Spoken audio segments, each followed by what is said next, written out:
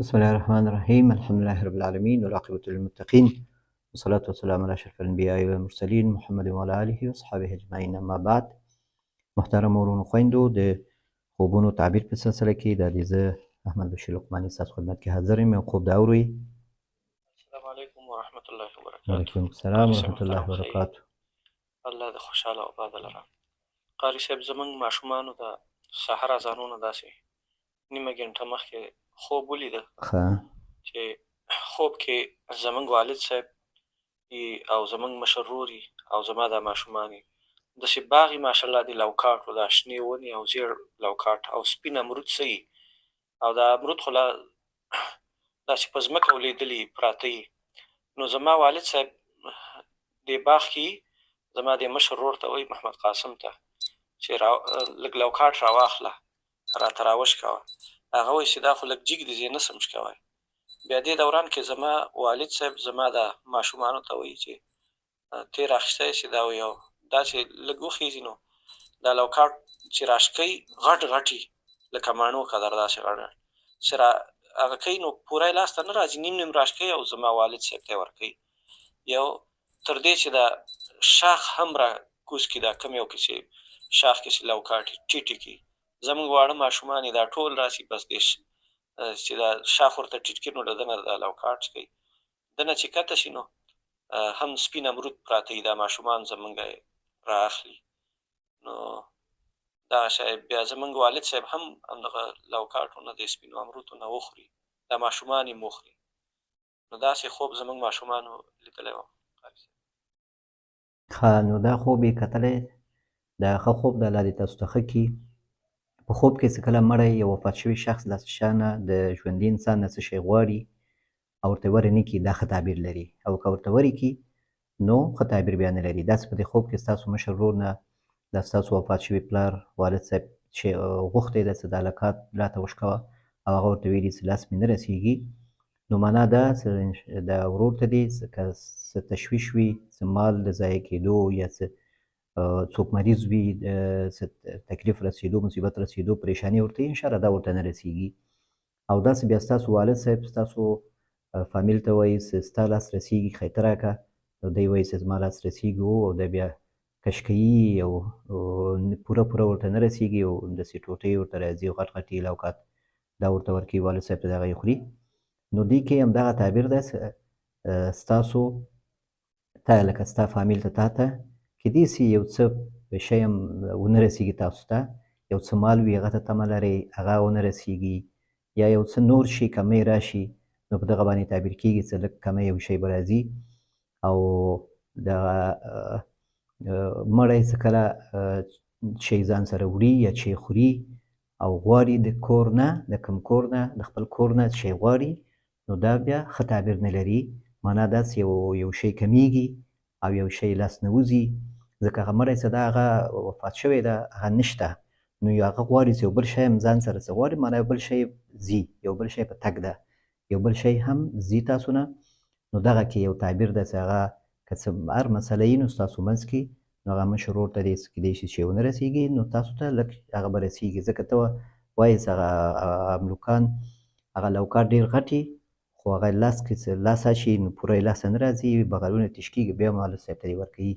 نو معنا دا چې دغه ستاسو څه کوم شی کمیږي یا ځي یا څه دغه رسېږي، نو انشاءالله دا به په ډېر کم هغه باندې، او که تاسو ورته ډېر تشویش لرئ چې کیدای شي ډېر تاوان وکړي، ډېر یو شی هم لاسته وځي، نو انشاءالله لږ شي باندې دا مشکل او دا خطر او دا مسله حل کېږي. الله دې درته اسانه کړي. والله تعالی اعلم. دا بل خوب اورو. امام مرجان ما ته خوب لیدلی و چې ما چې وینې کینسر یې، نو ما یو مشر ورور و د ما نه هغه هم کینسر په ناروغي ضرب مړ شو، بس خدای دې وبخښي. نو وایي زه په خوب کې ژاړم تا دا مرض یې څوک سره وایي خلک ما ورته نه خبره وي، وروسته مې خبره کړي زه وایي دومره وژاړم په تا باندې، تا چې وینې کینسر دی. نو دې خوب معنا ما هر څومره سرچ کړی تا پیجو کې پیدا مې نه کړه، د کینسر او د مرض په خوب کې تعبیر لري. جواب راکړو ډېره مهرباني به دي. ښه دا ورور دی وایي چې زما به یو بل ورور و هغه کینسر سرطان مرض و په هغه کې وفات شو، الله دې وبخي، الله دې ټول مړي وبخي. او دی بیا وایي چې زما مور بیا د ده په رابطه باندې دی وایي چې زما په رابطه باندې خوب یې کتلی ده چې زه هم دی وایي چې زما ښایي چې د بل زوی هم دا هم کینسر مرض لري، سرطان، او خلکو دته خبر نه ورکړی. بیا وروسته دی خبرېږي مور یې په خوب کې او ډېر بیا وایي مور مې ژاړي. نو د دې خوب تعبیر شی ده، دا خوب شیطاني خوب ده. دا ستاسو د مور د غمجن کولو او تشویش اچولو لپاره شیطان دا خوب پې کتلی ده او دا خوب تعبیر نه لري. دې کې خیر شر نشته. اعوذ بالله دې ووایي د دې خوب له شر څخه الله ته دې پناه وغواړي. او دا خوب دې چاته نه تېري او 3 ځلې چپ طرف ته د لارې تو کولو شکل وکړي او دا خوب چې چاته نه تېري انشاءالله هېڅ ضرر به تاسو ته نه رسېږي. الله به تاته صحت درکړي، الله به دې حفاظت کړي انشاءالله. او ښه ګمان په الله ساته او د مور ته هم ډېر تسلي ورکوه او همیشه د مرضیو د هر شي ورته کم ورته کوه چې بس دومره تکلیف نشته او ښه ځان دې ورته صحتمند وښیه. ښه تشویش مه کوه او د مریضیانو شکایت مه کوه شي چې هغه ته تشویش پیدا نه شي، ځکه شیطان دا کوشش کوي چې هغه ته تشویش واچوي او پریشاني کړي، مونځ پې خراب کړي، تلاوت، عبادت، ژوند د هر څه پې خراب کړي. نو ته کوشش وکړه چې مور دې خوشحاله وساتې. والله تعالی اعلم. دا بل خوب ده؟ زه خو خپله تقریبا مسافر یم، په سعودي عرب کې یم او 3 کالونه اوسېږم او ډېر مشکلاتو سره مخامخ یم. قرضونو سره مخامخ یم. خو بیګا مې ښودله چې ما بېرته په سکول کې داخله کړله او هم 10م کلاس کې بېرته داخله کړله او د سکول په کلاس کې ناست یم او د استاد نه سبق وایم. نو دې به څه تعبیر کېدی شي؟ خو لکه زما سکول پرېښودو تقریبا 10-12 کاله وشو چې زه بیا سکول ته نه یم تللی، ما پرېښی دی. ښه، نو دا ورور خوب یې کتلی ده چې سکول کې بیرته داخله یې کړی ده، سر د مکتب کې داخله کړی ده، سکول یا مکتب کې داخله کړی ده او دی ناست ده سکول کې او مکتب درس وایي د استاد نه چې زده کوي.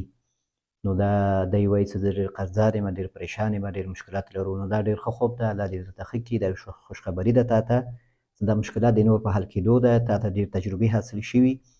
داسې تا خوب کې کتلی ده چې بیرته سکول کې دې داخله کړی او تا مکتب دې شروع کړی، درس دې شروع کړی. معنا دا چې تا د خپل ژوند نه ډېر درسونه واخیستل او الله تعالی دا مشکلات یې ځکه تا باندې راوستی وو چې ته لږ بې تجربه وې، عمر دې کم و. نو الله تعالی دا مشکلات در باندې راوسته، ته دې مشکلاتو نه ډېر شی دې زده کړه. اوس دې نه وروسته چې ته خپل ژوند ته دوام ورکوې، کاروبار ته لاس اچوې، هر څه به انشاءالله صحیح شي، ځکه تا ټول د شکست او د ماتې او د وروسته پاتې کېدو هغه لارې تا ټول وازمایلې. اوس انشاءالله چې ته هر کار کوې امید سره کوې، مشورې سره کوې، د خیر کار او د کارونه او هر شي ته لاس اچوې انشاءالله تا ته به الله تعالی ښه ترتیب و هر څه به برابرېږي او کېدای شي تا ته هغه نښې او نښانې ښکاره شوې هم وي، لکه امیدونه درته وي یا څه کارونه دې شروع کړي دي، څه مشورې دې کړي دي، انشاءالله مشکلات دې حل کېږي. او ستا بل خوب هم لیدلی ده فامیلي؟ او دویم خوب داسې دی چې دا مې کور والا لیدلی زما چې کومه کډه ده ښځه هغه یې لیدلی. هغه وایي چې زه په خوب کې وینم چې مونږه زما سره په کور کې یوه غوا ده او ډېره ښایسته غوا ده او هغه لنګه شي او بچی هم راوړي او زه دې یو د شوده کوم نو یو غټ بالټۍ ترې شودو ډکوم، تازه شوده ته وکړم او خلکو له ته هم ورکړم، کور کې چې کوم خلک دې ځان لمته کېدم نو د دې څه تعبیر وي. ښه، دا ډېر ښه خوب ده، دا هم د خوشخبرۍ خوب ده. دا دواړه خوبونه دې ښه وو. دا د فامیل دې ښځه دې خوب کې لیدلی ده چې کور کې یو غوا وي هغه لنګه شي. نو غوا څه ده په کال باندې تعبیر کېږي، معنا داسې په همدې یو کال کې انشاءالله ستا مشکلات په حل کېدو ده او نیت صفا څه ده. دا ښځه دې وایي چې بیا دا غوا شورې ولی شي او نورو ته یې ورکوي او خپله هم استعمالوي، خوري او نورو ته یې ورکوي. معنا دا څه ته نیت دې صاف ساته، که چا سره شراکت کوې، که کار کوې، که ترتیب هر شی د ژوند دې وي نو هغه نیت دې ښه صاف ساته او د حلال رزق اراده وکړه او خیر وغواړه رانه. نو دغه آینده کال، د راتلونکي کال دغه کال څه ته پکې دا به انشاءالله ډېر ښه کال وي او ډېر ښه کاروبار، هر څه به دې روانېږي، هر څه به دې صحیح کېږي، مشکلات به دې حل کېږي. الله تعالی دې مشکلات حل کړه. دا دواړه خوبونه دې ښه خوبونه وو، د امید خوبونه وو. نو امید ولره الله ته، دا خوبونه دې در باندې کتلي دي، تا باندې او ښځه باندې دې ستاسو ته اطمینان درکړي چې مایوسه نه شئ، خفه نه شئ او الله نه خیر وغواړئ او خپل کاروبار ته دوام ورکوئ. نو دا و نن ورځې خوبونه. الله دې وکړي چې تاسو د خپل خوبونو تعبیر هم اخیستی وي.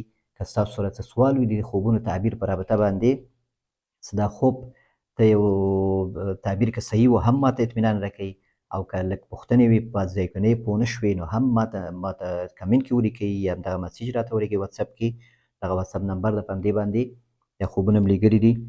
نو تاسو ته بیا اطمینان حاصل شي. زه به انشاءالله وضاحت درته کوم بل ویډیو کې او تر هغه پورې په الله سپارم. خو د تګ نه مخکې یو خواهش تاسو نه لرم چې چینل سبسکرایب کړئ، لایک یې کړئ، شیر یې کړئ، ملګرو سره شریک کړئ، ځکه په دې کې خیر ده. ځکه دا ویډیوګانې ستاسو لایک کوئ، شیر کوئ او چینل سبسکرایب کوئ نو ستاسو د وجې نه دا نورو ته رسیږي. یو لایک ستاسو، یو کمنټ او یو سبسکرایب دا د دې باعث کېږي چې دا یوټیوب دا چینل نورو ته هم 100 کسانو ته مخکې کړي او هغوی ته که څه مسله پیښیږي، پښتانه دي، مسلمانان دي، ورونه زموږ نو که هغو ته څه پوښتنې وي، خوب وي، تشویش وي، خصوصا زنانو ته نو د هغوی یو سوال حل کېږي، یو خوب یو تشویش نو تاسو ته انشاءالله دې کې خیر ده. او خپل خوبونه که ماته لیږي نو همدغه واتساپ نمبر باندې ماته راولېږئ او ماسنجر د تعبیر خوا بلخماري له لارې نه هغه نه مه رالېږئ ځکه هغه کې کله کله مانه هېرېږي، هغه مانه پاتې کېږي. نو په الله م سپارم. السلام علیکم ورحمة الله وبرکاته.